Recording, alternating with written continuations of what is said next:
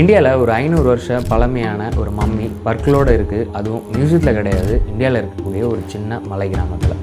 அவர் பேர் லாமா சங்கா டென்சின். திபெத்தை சேர்ந்த ஒரு புத்திஸ்ட் மாங்க்கு ஹிமாச்சல் பிரதேஷில் உரைப்பணியில் தியானத்தின் மூலயமா தன்னை ஒரு செல்ஃப் மம்மியாக மாற்றிக்கிறாரு. 16ஆம் நூற்றாண்டு வரைக்கும் அந்த கிராமத்தில் தான் அவர் வாழ்ந்திருக்காரு. இதுக்காக ஒரு பழமையான சடங்கு முறையை அவர் கடைப்பிடிக்கிறாரு. உடம்புல இருக்க ஃபேட்டு நீர் சத்தை குறைக்கிறதுக்காக வேறு பட்டை மரங்களோட சாறு இதை மட்டுமே சாப்பிட்டு தன்னை இயற்கையாகவே உயிர் இழக்க வச்சு ஒரு செல்ஃப் மம்மியாக தன்னை எஸ்டாப்ளிஷ் பண்ணிக்கிறாரு.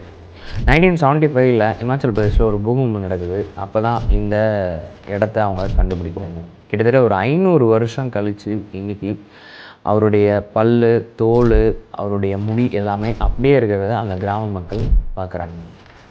கிட்டத்தட்ட அந்த கிராம மக்கள் அவரை ஒரு கடவுளாகவே வழிபடக்கூடிய ஒரு சூழலை ஏற்படுத்தியிருக்காங்க. அவர் பள்ளத்தாக்கின் பாதுகாவலர் அப்படின்னு லாமா சங்கா டென்சினை சொல்கிறாங்க.